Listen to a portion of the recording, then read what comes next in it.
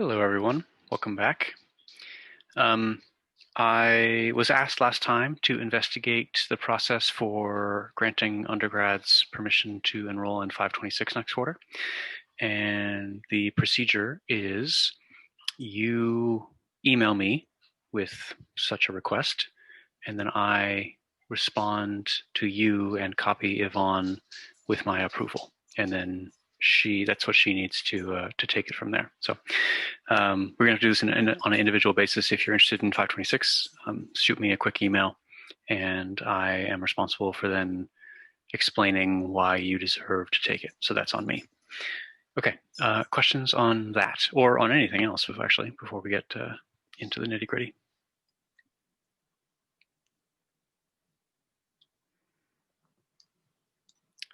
Okay, let's start the show.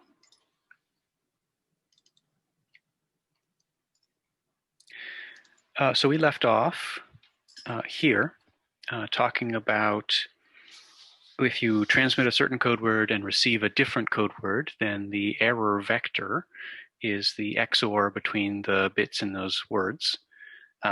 And then the weight of that error vector is simply the number of errors, or the number of ones in that XORed data.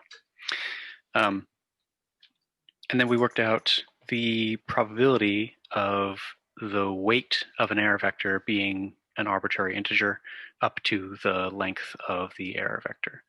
This was all assuming a binary symmetric channel. Remember, that is a one. If you completely mask everything having to do with channel coding and channel transmission, at the end of the day, a zero either becomes a one or a zero, and vice versa. So a symmetric channel is where the probability of bit flip is the same regardless of what bit you're considering. Yeah, so that's where we left off last time. If we have the probability of any given Hamming distance between received and transmitted, then we can actually quantify the probability of detection failure. So error detection failure would mean an error occurred, but we don't see it. So this is the same as what I was calling a false negative. So no error is detected, and that's a false statement. I have to clarify that because oftentimes, at least in my brain, error is a negative word, and so I have to then clarify negative and positive. But in this case, a positive result would mean an error is found, even though having an error in the first place is a negative connotation. So if our system is an even parity check, then we are going to decide that an error has occurred if the parity of the received code word is not zero. So this is the parity of the received code word y. And so if it's non-zero, then there must be at least one error.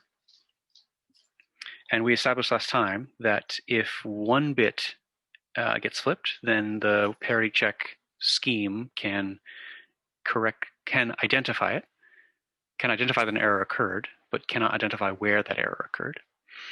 But we also saw that if two bits get flipped, then our parity check scheme falsely says everything is okay. So that's what I want to get at here.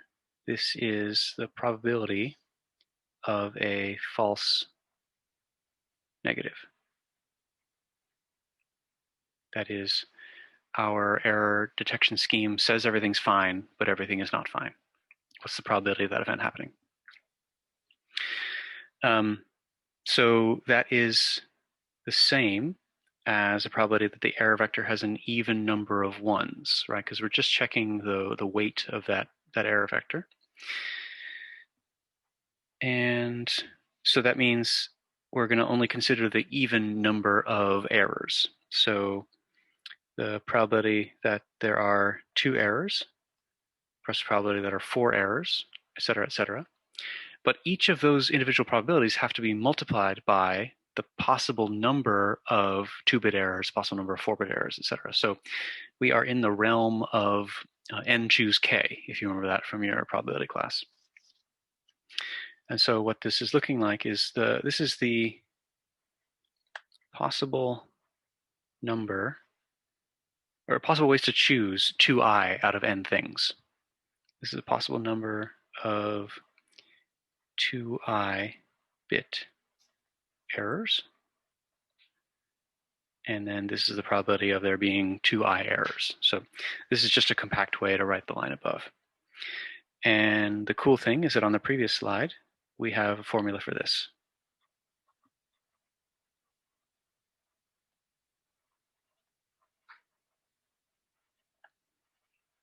Well, we worked out the formula for any number of errors, including even errors. Okay, so do I have an example here? I think, well, I mean, 2 choose k, or sorry, n choose k gets smaller as k gets bigger. There are fewer ways to pick 2 things out of 8. Sorry, there are more ways to pick 2 things out of 8 than there are to pick 8 things out of 8. So as I increases, this term drops. This term also drops because it's less likely to have more errors. And so what you can end up doing is you could probably end up just truncating this after a couple of terms if you have a very long code word. Because both of these things are diminishing as I goes on. Okay, so this is the probability of false negative. Can we identify the probability of false positive? What would that look like? So the event of a false positive is we say an error occurred, but no error occurred. Could that ever happen in this scheme? I don't think so. I don't think so either, because we've exhausted all the possibilities. We will either say this or this, and there's no room for a third case. I guess you might. I could entertain the argument that says if the parity check bit gets flipped, and you detect that, that might be classified as a false positive. So hear me out. I'm not saying that I buy into this, but I could see someone arguing that if, sorry, that's terrible. If your check bit is the only one that gets flipped, and so these are all data bits, and these are all okay, but this guy is in error, then this would be a single bit error, which means that our parity check scheme would detect it. But the data bits are not in error. You see what I'm saying? Does our formula that we have set up include that parity check bit? Yes. So this y is the data bits and pasted to the check bit. Okay.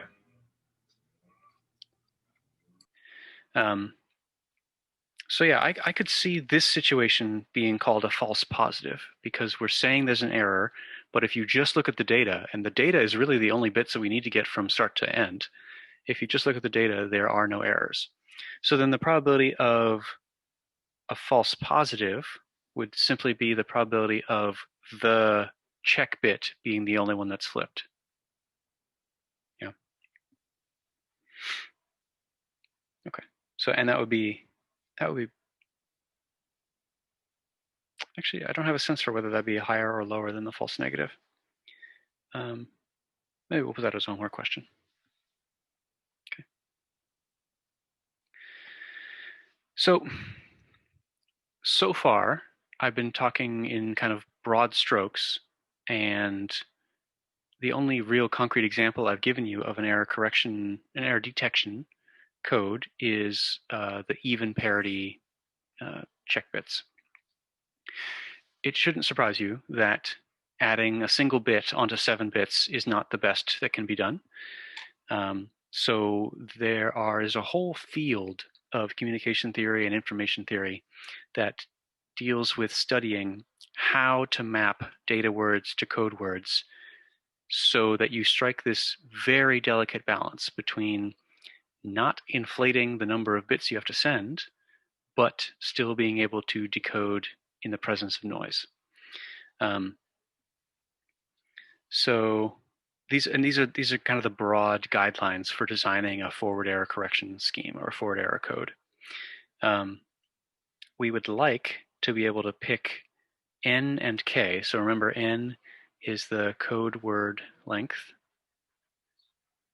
and K is the data word length, with the largest possible minimum distance. So the minimum distance is simply the minimum over all distances between, I think we defined it up here, yeah, between x and y's.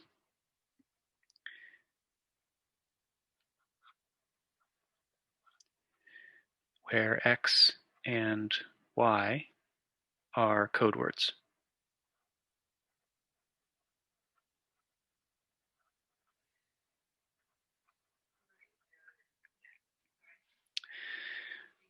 So I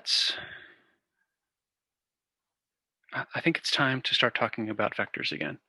We've had a break from matrices and vectors for a little bit, but I think it's time to roll you back in, because I think this is a good opportunity to talk about them. So I actually changed the order of the slides a little bit here. So, and I injected this slide. So this is not in your slide set if you're looking for it, but you should probably insert it at this point in the lecture. So let's think about data words and code words. And they're not words in the common sense. They're simply binary strings, right? So at the end of the day, these are binary sequences of length k, and these are binary sequences of length n. And let's start small. Let's start with k equals 1. Okay, so I want you to see that the data words of length 1 form a vector space, which means the data words of length 1 can be treated as vectors. So data words of length 1 are just bits, 1 bit or 0 bit. They're just single bits. There's only 2 options. There's only 2 vectors in the space. So maybe we should review what one needs to have a vector space. I think this is an appropriate time. Did anyone want to throw out the requirements of a vector space? So we'll do that on the side here. V is a vector space if you add vectors together in the vector space, they should be included in the vector space. Good, good. Multiple by a scalar, I'm pretty sure it should be also included in the vector space. Excellent.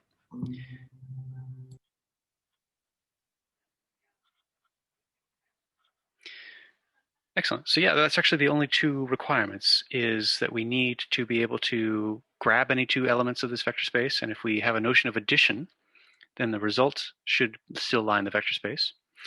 And then if I have a notion of a scalar and a scalar multiplication, then scaling any element of the vector space ought to land me in the vector space. At the heart of this is the notion that a vector space is just a set of things with a couple of rules attached to them.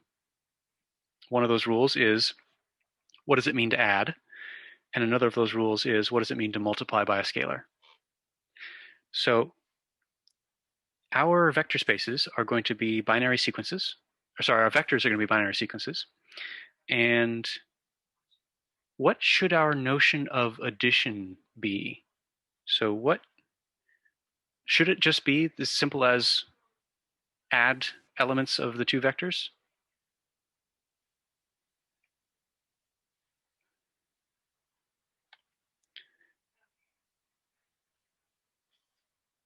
So we'll talk about V is a vector space of binary sequences if X and Y are binary of length K, of length, yeah, we'll do K. If X and Y are binary sequences of length K, and now we need to know, we need to have a notion of addition. What does it mean to add a binary sequence to another binary sequence such that I'm guaranteed another binary sequence out of the same length? What do you think? XOR maybe? XOR is the way to go. Everything, pretty much everything's going to be XOR. So we need to know. We need to denote vector addition. We're going to do bitwise XOR. So X circle plus Y is going to be, every bit is going to be either a 1 or a 0 based on what the bit location in X and Y is, and it doesn't change the length. So the XOR between two K-length strings is a K-length string of bits.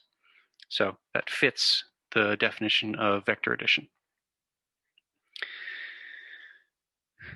So now we need to define scalar multiplication. And hidden inside of that question is, what scalars are we going to allow to come play in our vector space? So you've seen this consideration before. There are real vector spaces and there are complex vector spaces. And the real and complex means both what can the elements be, but they also mean in general, what scalars are you considering? Right? When you learn everything in your first linear algebra class, it's all about Rn or R2 or R3. You don't ever bother multiplying those real vectors by complex scalars. Okay, so the technical name for this is the field over which the vector space is defined. So what field of scalars should we consider?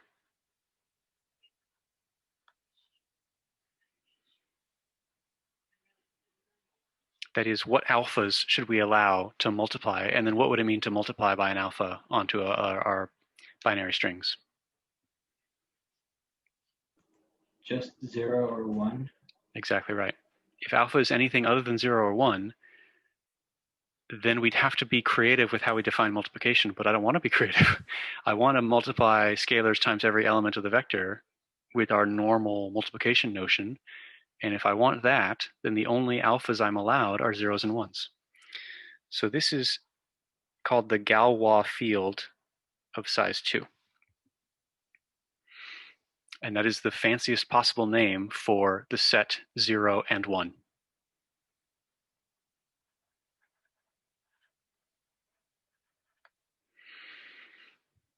Okay, and Galois is French, so there's a bunch of letters that I'm not pronouncing.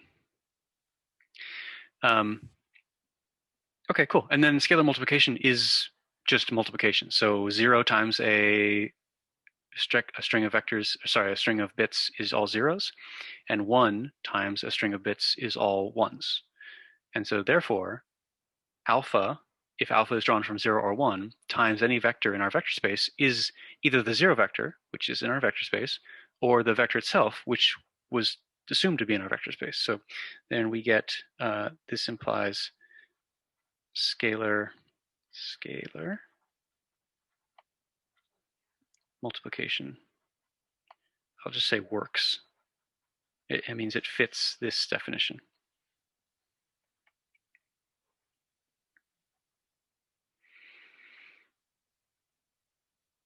Okay, so I wanted to take some time here and hash this out because this is different than most vector spaces that you've seen before, because we're reducing the field of scalars significantly, and we're changing the notion of addition, not into something foreign to you, but into something you've seen, but just probably not in the context of vectors, adding vectors. Okay, so that brings us back to this example where k equals 1. So we're only considering vectors of length 1 bit, which means that the only two elements of my vector space are 0 and 1. Okay, so this is my vector space, graphically represented. Let's then try and illustrate an n equals 3 vector space. So the space of strings length 3. This is nice because it has the same three-dimensional quality as R3. That is, we can draw a horizontal axis, a vertical axis, and an into the page kind of axis. So, well, first off, how many vectors are there in this space?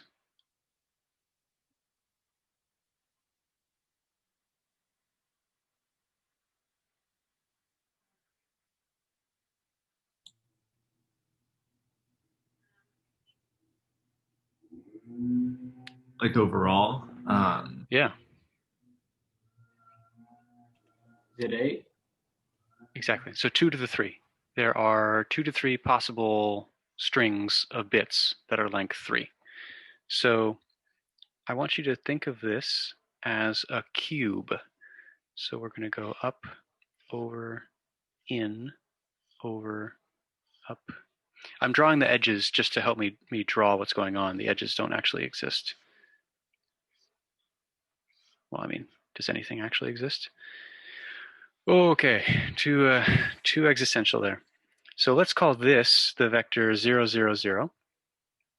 And let's say if we go to the right, that is the rightmost bit. So this will be 0, 0, 1.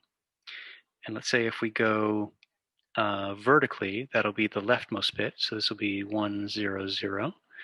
And let's say if we go into the page, then that's the middle bit. So this is switching the middle bit.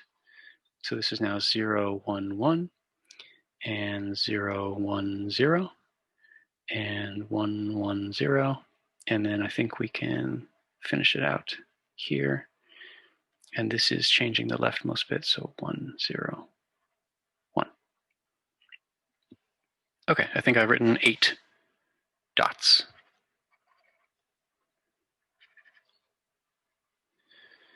Okay, so this is a visual representation of every vector in this vector space. And if I add these vectors, as long as I do a bitwise XOR, then I will get another vector in this space. So the very notion of an error correction code is, so I mean, all error correction codes are simply a function, a mapping, from the space of data words to the space of code words. All ECCs are mappings from, we'll call it 0, 1, k-dimensional to 0, 1, n-dimensional, where this is shorthand for the space, the vector space of data words, and this is shorthand for the vector space of code words. Right? So an error correction code is simply a relationship or a function that says, okay, there's a rule that any data word you hand me, I'll map that to a code word. So let's practice what would make the best error correction code from the space k equals 1 to the space n equals 3. So this is simple because there are only 2 possible data words and there are 8 possible code words. And so I will leave this to you. who has a good mapping between the space on the left and the space on the right? And what makes it good? I think we actually haven't talked about that.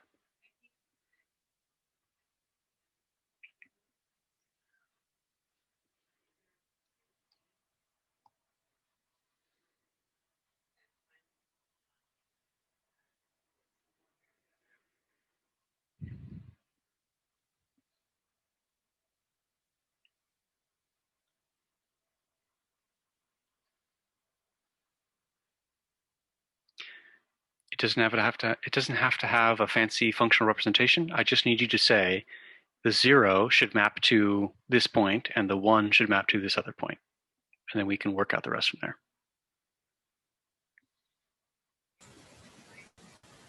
Should it be 0 to 0, 0, 0 and 1 to 1, 1, 1? That's what I would have gone with. Can you tell me why? Would it be that if you had an error for the code word, it's not very likely you'd have 3 errors, if that makes sense? Yeah, I think that you're exactly on the right track. So if we map, as Ross suggests, we just triplicate the bit. So a 0 becomes 000, a 1 becomes 111.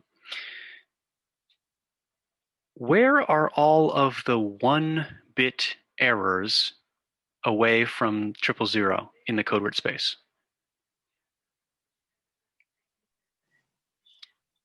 If there's only 1 in like all 3 values.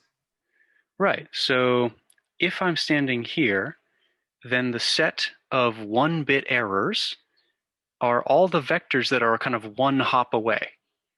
So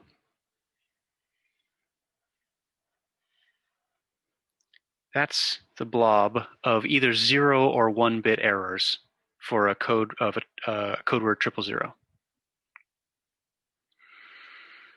Same question for 111.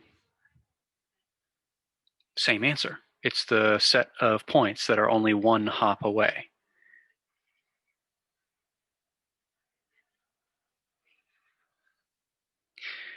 What is special about these two blobs? Is it that like the points are they're orthogonal to the? Well, orthogonality we would get. So I mean, what do you mean by that? Because orthogonality means a lot of different things to a lot of different people. I mean, they're perpendicular to the point. Those 3 points, they're perpendicular to 0, 0, 0 or 1, 1, 1. So that would happen even if we had mapped, say, the 0 to this corner, right? Then all the 1-bit errors would still be, as you say, orthogonal away. So I'm asking, because we picked the code words to be, in some sense, far away on opposite diagonal or on opposite corners of a cube, what about these orange blobs that I've drawn is a good feature of our error correction code?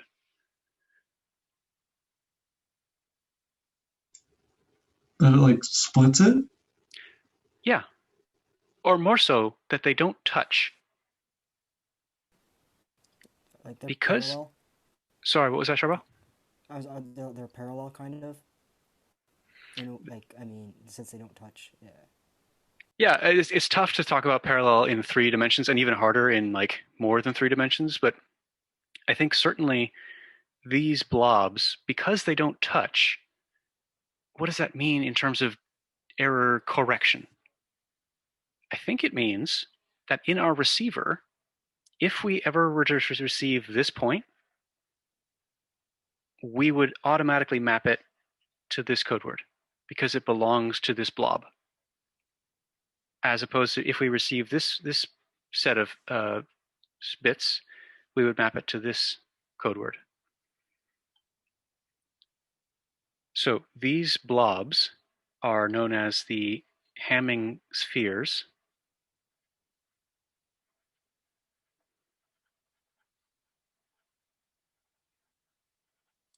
Of radius 1.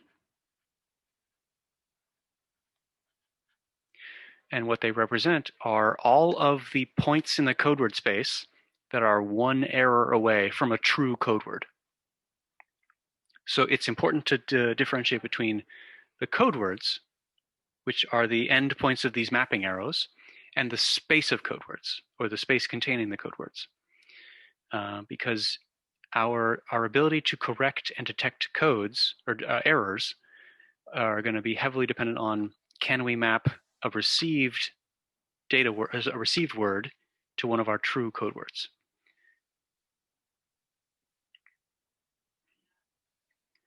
So because these Hamming spheres are exclusive, because they don't touch each other, then we say that we can correctly correct 1-bit errors, any 1-bit error out of 3.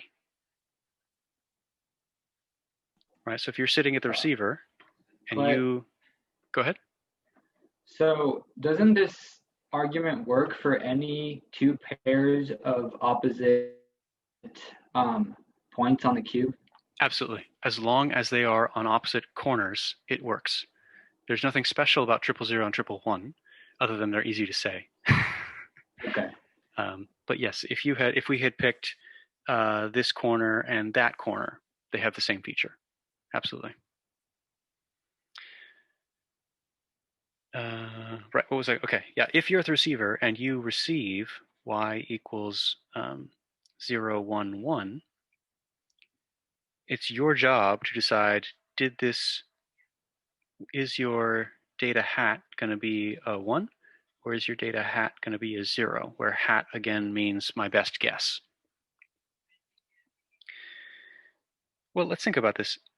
We know that if a 1 were to be sent, a 111 would be how it was encoded, and if a 0 were going to be sent, then 000 would be how it's encoded.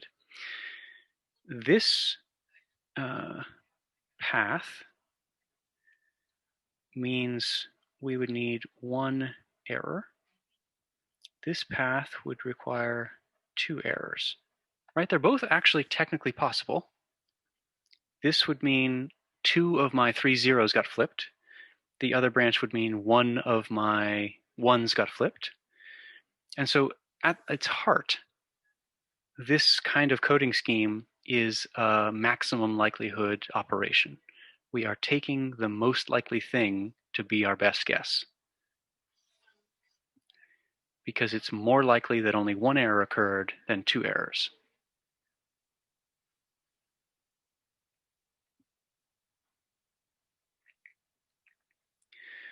All right. Okay.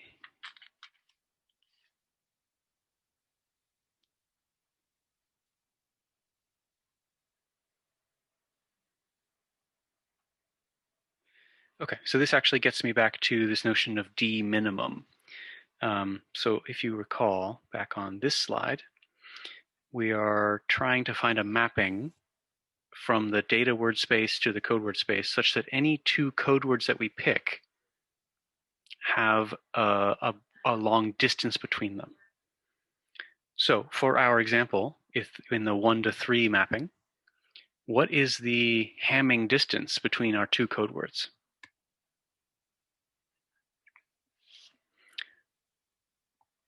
So what is the distance between 000 and 111? 3. Yeah, you require 3-bit flips to get from one to the other. And this is kind of a trivial minimization because there's only one thing. So if I were to minimize overall possible, there's only one thing. So, but this also gets at Ricardo's point before, is that it's also true that the distance between 0, 1, 0 and 1, 0, 1 is also 3, which means that these are just as valid code words as these. Okay. What's important is not so much the identity of the bits, but the distance between the code words, where distance has to be interpreted in the Hamming sense, not the diagonal sense, or the Pythagorean sense.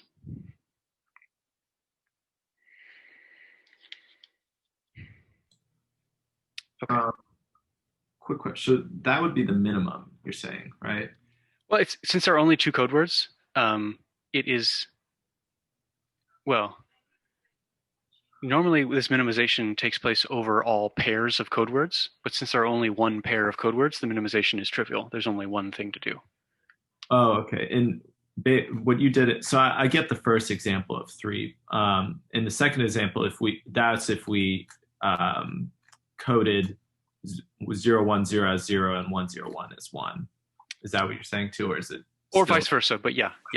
Okay, If the the two valid code words you picked are 0, 1, 0 and 1, 0, 1, then they also have the largest possible minimum distance. Okay, that makes sense. Yeah. So this opens the door to a very crucial notion in the field of optimization, is that we're looking at this minimum distance. So we're trying to look at the minimum distance between any 2 points, but then we're trying to pick a mapping that maximizes that. So you want to maximize the map over all mappings, the minimum between valid code words. And the mappings define the valid code words. And so this notion that we're trying to maximize a minimum is all over optimization and engineering. It's also presented as minimize over a maximum. And you'll hear that actually shortened to be a minimax. But don't be surprised if you start seeing this notion of max over min or min over max, because it's all over the place. It has to do with efficiency and all, and it's big in game theory as well. Okay, so let's do a little bit of accounting here. So I'm gonna add a new slide, and I'm gonna get rid of this stuff. Okay. Okay, so in the Dataword space,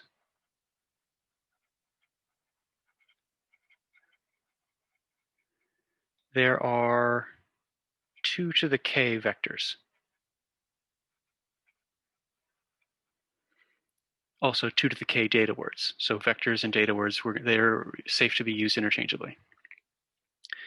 In the code word space,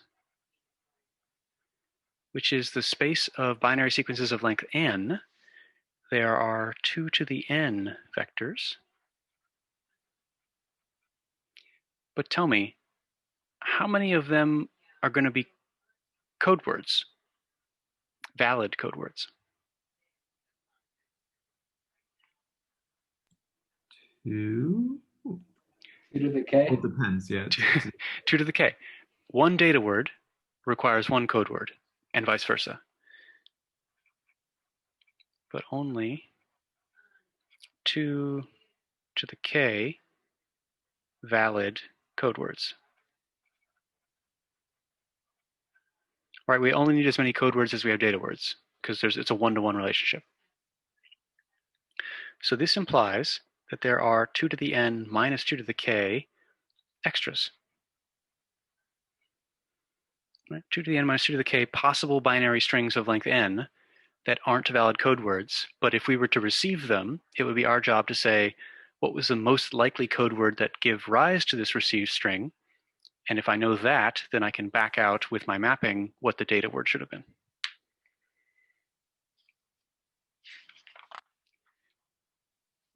And so I hope you can see that we can, for a fixed k, we can increase the distance possible between Hamming spheres by increasing n. Right? If I inflate the size of my code word space, then I am guaranteeing myself a larger possible minimum distance between code words.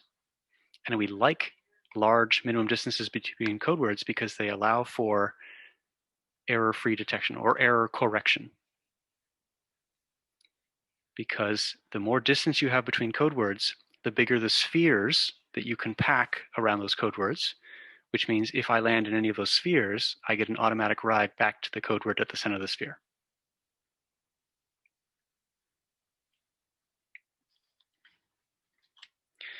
Okay, so let's try and answer one question before the end of class today, and that is, how many vectors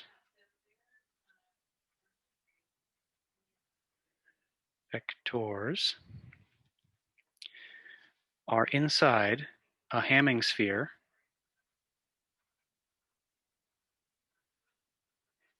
of radius t.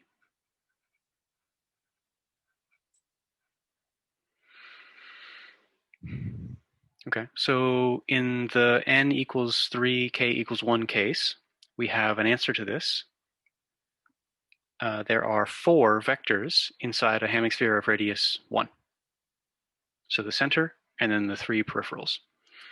If we extended this to radius 2, then I think it would be 7, because the only one you would exclude would be the opposite corner. But my goal right now is for arbitrary n, for arbitrary k, for arbitrary t, can we work out a function to tell us how many vectors are going to be in this Hamming space, or Hamming sphere?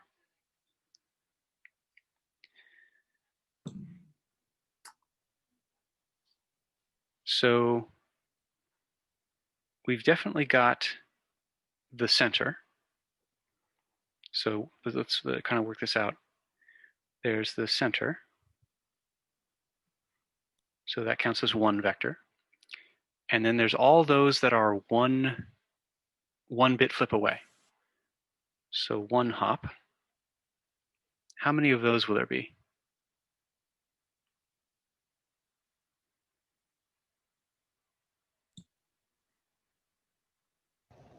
There n. Yeah, there will be n. 1 hop, because we have n slots, and each of those slots can flip, so there's n possibilities. And then what about the 2 hops? So certainly if t was 0, we'd have the answer to be 1. If t was 1, we'd have the answer to be n plus 1. And I'm just trying to work out a progression here. I think the progression we want is n choose j, where j runs from 1 to t.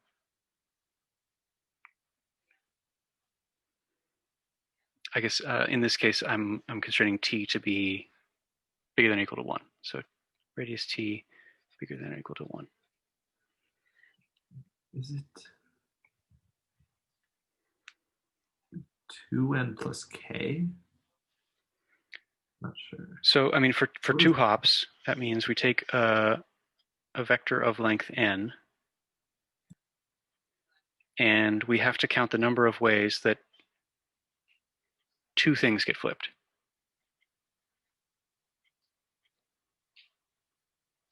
So I'm just doing nearest neighbors, but then we also have the set of neighbors separated by 1.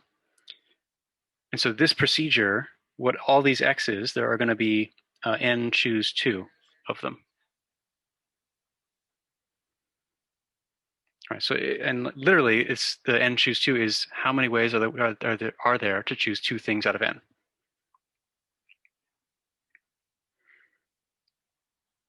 And then also 1 hop is n is the same as n choose 1. So 2 hops, we have n choose 2. And then I want to sum all the way up here.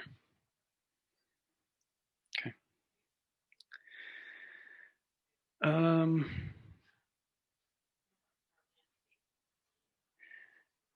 I think, I don't know if I want to keep going. I don't know if I'll have enough time. Yeah, got 6 minutes. We can do this. So that means that for each code word in the code word space, for each valid code word, if you draw a Hamming sphere of radius t, you will encompass this many other vectors. And so in our code word space, we have 2 to the k valid code words. Each of those, if you draw a sphere of radius t, will have this many vectors in that sphere.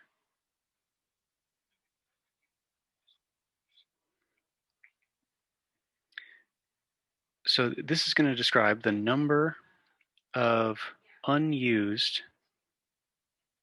vectors in the code word space.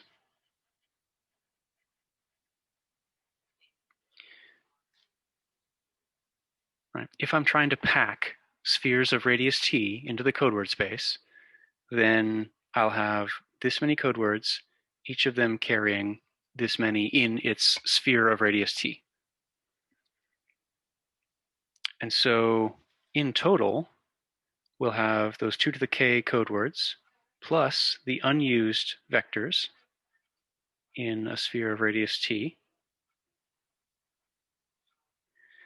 And this has to be less than or equal to the total number of, the total number of vectors in the code word space, so 2 to the n.